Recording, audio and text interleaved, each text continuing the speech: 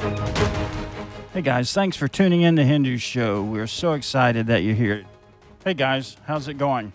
You know, we've been hearing a lot about the border lately, about people crossing illegally, becoming illegal immigrants, and just coming into our country. In fact, that's the reason Donald Trump, I believe, won in such a landslide. The American people just didn't want that.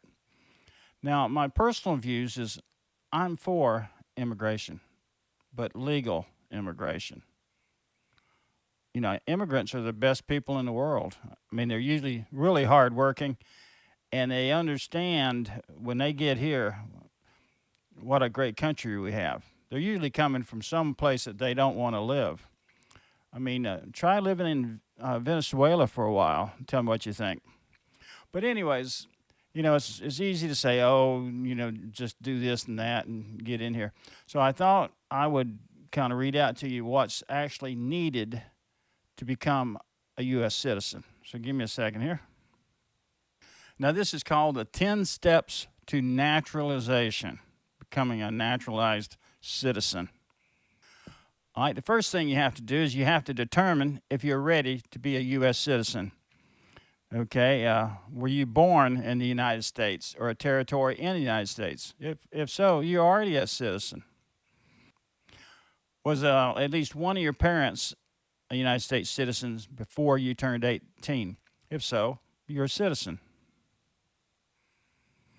Now, you'll get a form that's called the N-400. You know, the government loves numbers like that. But anyways, it's an application for naturalization. And you can visit the Citizenship Resource Center, and it's on the web like everything else. Okay.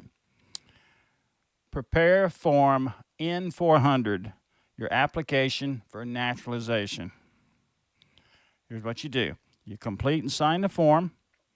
You'll get 2 passport photos, or you need to get them taken. You collect the necessary documents that demonstrate your eligibility for naturalization. It also says review your Form 400 and supporting documents, obviously. Then you submit your Form N-400. In this is also going to be what's called a biometric services fee. Then the N-648 form, medical certification for disability exceptions. So if you have a disability, they'll work that in. Step 5, go to the biometrics appointment. You get fingerprinted and photographed for the purpose of conducting an FBI criminal background check. Ooh, that's a new one. They're going to actually do a background check on you. Now, in the Biden administration, they didn't do background checks. They just said, hurry up, get across the Rio Grande before Trump gets voted. Get an appointment for your biometrics. You submit your biometrics. Now you'll get a scheduled interview. It's important not to miss your interview. You're going to go through all that and miss your interview? I don't think so. All right, what to expect at the interview. At the interview, you will meet an officer, a USCIS officer, and answer questions from Form N-400. So you're going to already have the form. You have it filled out. You're going to answer questions off of it. You might get medical exceptions. Then you're going to take an English and civics test. You have to show that you can read and write English. Okay? If you can't read and write English, then you're kind of a burden to the U.S. You don't have to be perfect. My English is not perfect, and I've lived here my whole life. But you have to be able to carry yourself. Some cases, officer will not be able to make a decision right then, and you might get a follow-up interview. All right, the officer might tell you that you need to provide additional documents or evidence. Now, if you fail the English test or you fail the civics test, civics is just going to they're basically going to ask you, do you have an understanding of how the American system works? You know, we got a president, a vice president, Congress. You know, nothing too complicated, but they want to know that, you're not moving into a communist country here, which you probably know. Anyways, if you fail that, you can come back and retest. Step 7. Now you receive a decision. If it's granted, well, then you're approved to become a naturalized citizen. If you're denied, they simply tell you you're not eligible to become a U.S. citizen. Now, if your application is denied, they'll tell you why. So if your application is denied, you can appeal. Step 8, if you're granted, then you receive a notice to take what's called the oath of allegiance. You have to promise, hey, I'm going to be a good citizen, obey the laws, so forth. They'll tell you the date and the time and when you got to show up. Then you take the oath. So if you're accepted, then you take the oath, Form N445, another form, government loves of forms.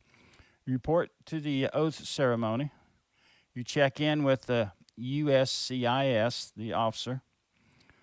Okay, he'll review your responses on the N445 form. Take the oath of allegiance to become a U.S. citizen and receive your certificate of naturalization and review. You get it before you leave the ceremony. That's pretty neat.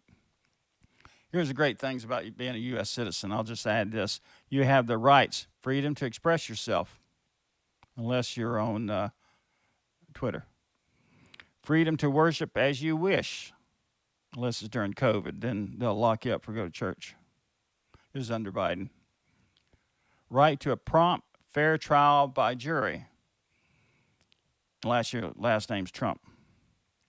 Right to vote in elections for public officials. If you're an illegal alien or a Democrat, you can vote 2 or 3 times. Right to apply for federal employment requiring U.S. citizenship. I guess that's a given. And you have a right to become a politician. That's pretty neat. So anyways, that's pretty much it. Now back to the meat of the issue. So we've got the head of the border, the real border czar. He's talking to Congress. These illiterates. The jingoistic, bigoted testimony of Mr. Holman is called out. You got to love this lady. She's very complimentary right off the bat. Basically says he's bigoted and he's an ass and so forth. Nothing like they are in Congress. As nearly completely untrue, as being an outrage, and as a former official. I thought they weren't supposed to hurl personal insults at, I know they can at other members of Congress. I guess they can at witnesses. Directing the Immigration and Customs Enforcement Agency, he should know better. So Mr. making Chairman, sure that I am... Mr. Chairman. No, this is my 5 minutes. Well, Point one, what did I say was inaccurate? Excuse me. Okay, I'm not asking a question. Okay, or- the gentlelady is recognized for 5 minutes. She doesn't want to ask a question because that would require a response. So she just wants to sit up there and make statements. She's made her point, and I will try to resolve any other issues at the end of her questioning. Okay. Thank you. So I just think it's important that it's not accepted as accurate testimony. Mr. Holman, is there a crisis You got to love this guy. on the border? Of course, And has there been a crisis there for a long time? yes. I just want to get, because your testimony was at the broader issue, and this is critically important, but we also have a broader issue there. We got unbelievable numbers we've seen on the border with apprehensions and everything else, right? Absolutely. If I can respond to the earlier remark from Washington Schultz, I forgot more about this issue than you ever know. Bingo. So if you say my testimony is inaccurate, it's wrong. Everything I said here is accurate. Bottom line. If you want to go toe-to-toe, I'm here. I'm here in my own time to speak to the American people about what's false I'm and sure what's happy fact. to go toe-to-toe with you, Mr. Holman. Oh, now she's talking over him. It's his time to talk. But she's going to talk over him now. Well, Happy to I'm do here. that any day. But you got to let me respond to your question rather than I didn't dropping a ask you a bomb and question. running away. It was my time. So and I there is a wasn't asking crisis you a on the question. border. And it's not going to go away if we keep enticing more and more. If we want to abolish ICE, we want to give away college education and driver's licenses and free medical care and reward illegal behavior, you're never going to solve the immigration crisis on the border. It's not going to happen. Probably doesn't help them when certain members of Congress criticize the agents down there trying to do their job. Probably doesn't help when you have pictures put on websites that talk about cages when in fact the picture was from the Obama administration. Probably doesn't help. I'll tell you what, the Democrats are such liars. I mean, it's pathetic. You know, they can't just run on the truth. They can't say, this is what we're going to do, vote for us. It's never like that. It's always, this is what we're going to do, but then they actually do that over there. When you say the crisis is faked, contrived, and manufactured, and hold off spending the $4.6 billion we needed to actually deal with a crisis that got much worse, probably doesn't help with all those factors either, does it? No, sir. Probably doesn't help that you got cities declaring themselves sanctuaries. That probably doesn't help with the situation either.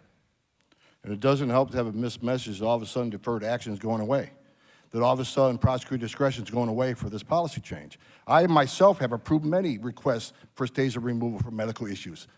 ICE doesn't put their heart on a shelf when they wear the badge and gun, and all of a sudden don't care about humanity. It's ridiculous. It's a ridiculous false narrative, and I'm going to be here to the day I die to defend the men and women of the Border Patrol and ICE who put it on the line every day for this country. A quick question that I want to try to, or statement and then some clarification. It is my observation that when DHS rolled this policy change, for lack of a better term, until I get to the second panel to ask USCIS, when they rolled, it is my view that it was not rolled out the way it should be rolled out, right? It should have been rolled out a different way. And we'll see what that looks like in the next panel. Well, this guy's just too damn boring to listen to. So anyways, I pretty much made the point there. So I think immigration is a great thing. It's needed. Just has to be done the right way. So let me know what you guys think. If you agree with me, great. Leave it in comments. If you disagree, great. Leave it in comments. But don't forget to like, comment, and subscribe. See you later.